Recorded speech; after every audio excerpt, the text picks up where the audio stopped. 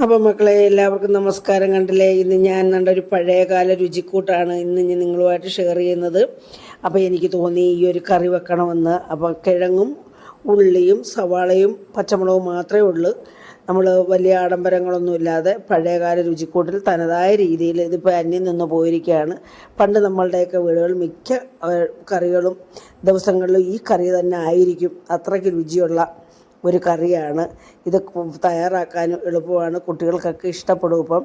ഇപ്പോൾ കുട്ടികളെല്ലാം വലിയ സ്പൈസസ് ഒക്കെ കൂടിയ കറികളല്ലേ, അവരുടെ ആരോഗ്യത്തിനും വളരെ ഹാനികരമാണ് അത്തരം കറികളൊക്കെ കഴിക്കുന്നത്. അപ്പോൾ ഈ കറി കൂട്ടിയാൽ അവരൊക്കെ നന്നായിട്ട് കഴിക്കും. അതേ രീതിയിലുള്ള നല്ലൊരു രുചികരമായിട്ടുള്ളൊരു കറിയാണ്.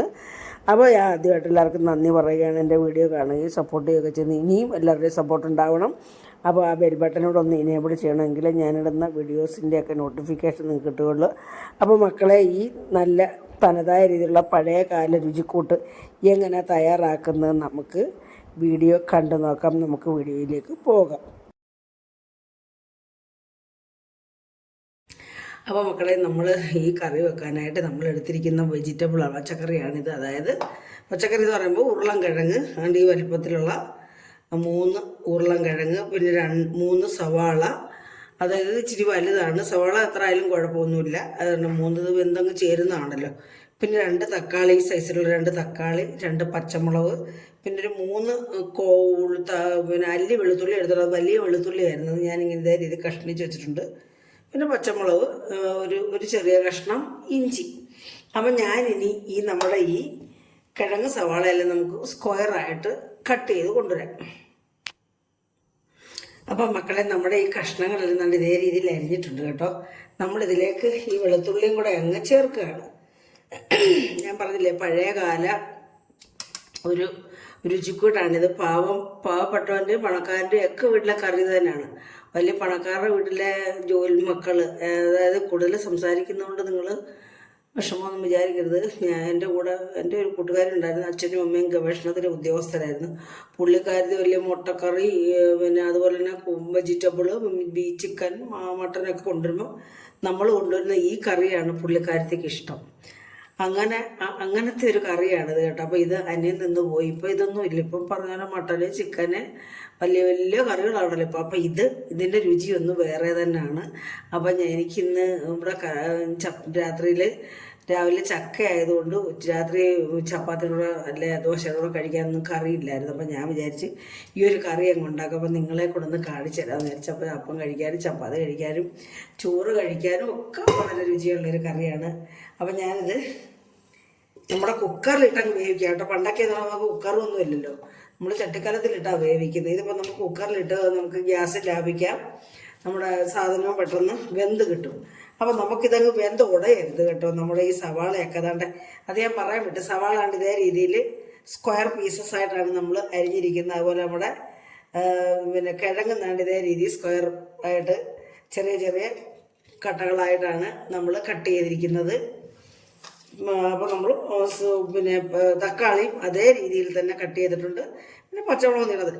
അപ്പോൾ ഇതിനകത്ത് നമ്മളിത് വേവാൻ മാത്രം ആവശ്യത്തിന് വെള്ളം വെച്ചിട്ട് നമ്മൾ ഉപ്പും മഞ്ഞപ്പൊടി സാധാരണ ഇടുന്ന പോലെ തന്നെ ഉപ്പും മഞ്ഞപ്പൊടി ഇട്ട് നമുക്ക് ഇത് വേവാൻ മാത്രം വെള്ളം വെച്ചാൽ മതി. ഒത്തിരി വെള്ളം ആവരുത്. കറിയായിട്ടും വെള്ളം പോലെ ഉപയോഗിക്കാം, അല്ലാതെ വെള്ളമില്ലാതെ കുഴമ്പ് രൂപത്തിലും ഈ കറി വെക്കാം. അപ്പോൾ എങ്ങനെ ഏത് രീതി വേണമെങ്കിലും കറി വെക്കാം, നമുക്ക് ഇഷ്ടമുള്ള രീതി. നമുക്ക് ചാറ് വേണമെന്നുണ്ടെങ്കിൽ വെള്ളം ചേർത്ത് വെക്കാം, ചാറ് വേണമെന്നുണ്ടെങ്കിൽ നമുക്ക് കുറുകിയും വെക്കാം.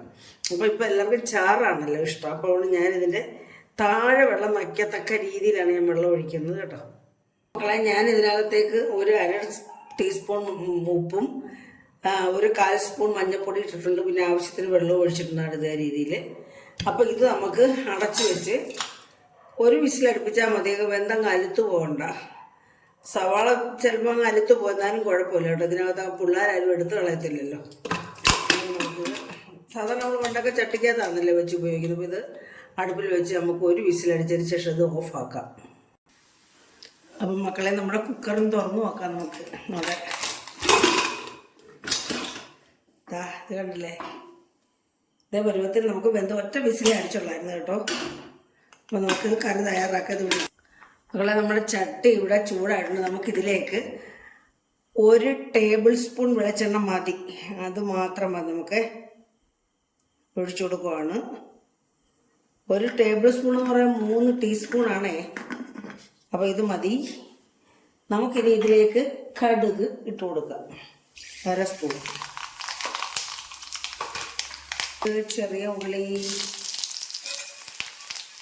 പച്ചമുളക്, ചെറിയ ഉള്ളി, മൂത്ത ഇഞ്ചി,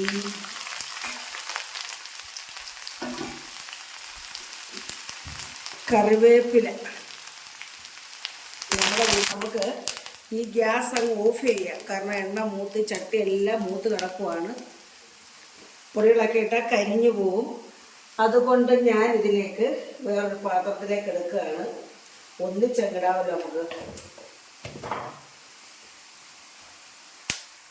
അപ്പം ഇതിലേക്ക് 1/2 സ്പൂൺ മല്ലിപ്പൊടി, 1 ടീസ്പൂൺ മുളക് പൊടി, 1/2 ടീസ്പൂൺ മസാലപ്പൊടി, 1/4 ടീസ്പൂൺ മഞ്ഞൾപ്പൊടി, ഇതെല്ലാം കൂടെ നമ്മൾ ഇതിനകത്തോട്ട് അങ്ങ് ഇട്ട് കൊടുക്കുക. അപ്പോൾ ഇത് ഇതിനകത്ത് കിടന്നങ്ങ് മൂക്കട്ടെ നന്നായിട്ട്. നമ്മൾ ഗ്യാസ് ഓഫ് ചെയ്തിരിക്കുക കേട്ടോ. അപ്പോൾ ഇത് നന്നായിട്ടങ്ങ് മൂക്കണം. അപ്പോൾ നമ്മൾ തേങ്ങ വറുത്തരച്ച് നല്ലൊരു ഫീലാണ് നമുക്ക് കിട്ടുന്നത്. അപ്പോൾ ഇതിലേക്ക് നമ്മളിനി പെരിഞ്ജീരകവും കൂടി ഇച്ചിരി കുറച്ച് 1/4 സ്പൂൺ ഉപ്പിട്ട് കൊടുക്കും. കണ്ടില്ലേ? ഇത് നന്നായിട്ടങ്ങ് മൂക്കണം കേട്ടോ. നല്ല മൂത്ത് മണം വരണം. എങ്കിലേ ഈ കറിയുടെ ടേസ്റ്റ് നമുക്ക് കറക്റ്റായിട്ടും കിട്ടത്തുള്ളൂ. നന്നായിട്ട് മൂക്കണം. നമ്മൾ ഗ്യാസ് ഓഫ് ചെയ്തിരിക്കുകയാണ്. ഇത് ഇൻഡാലിയത്തിൻ്റെ ചീനിച്ചട്ടിയാണ്. ഭയങ്കര ചൂടാണ്. അപ്പോൾ നമ്മുടെ മസാലയെല്ലാം നന്നായിട്ടങ്ങ് മൂത്തിട്ടുണ്ട്. നമ്മൾ ഇതിനകത്തൊക്കെയാണ് നമ്മുടെ ഇതങ്ങ് ഒഴിച്ചു കൊടുക്കുക. കണ്ടോ? നമ്മുടെ സിമ്പിൾ കറിയാണ്. പെട്ടെന്ന് നമുക്ക് റെഡിയായി. നമുക്ക് എണ്ണയ്ക്കകത്തും വഴറ്റണ്ട, ഒന്നും ചെയ്യണ്ട. വളരെ ടേസ്റ്റിയാണ്. ചോറ് കഴിക്കാനും ചപ്പാത്തി കഴിക്കാനും ഇടിയപ്പം കഴിക്കാനും ഒക്കെ നല്ല ഒരു രുചികരമായിട്ടുള്ളൊരു കറിയാണ്. കണ്ടില്ലേ? നമ്മുടെ പണ്ടത്തെ ഞാനീ ഗ്യാസ് ഓൺ ചെയ്യുകയാണ്. ഇനി ഇതൊന്ന് കുറുകണമേ. ഇതിൻ്റെ പിന്നെ സവാള എല്ലാം കൂടെ ഒന്ന് കുറുകി നമുക്ക് വേണമെങ്കിൽ ഒരു ശകലം പിഴുപുളി ഒഴിച്ച് കൊടുക്കാം. ഞാനൊന്നും പിഴുപുളിയൊന്നും പണ്ടൊന്നും ഒഴിക്കാറില്ല.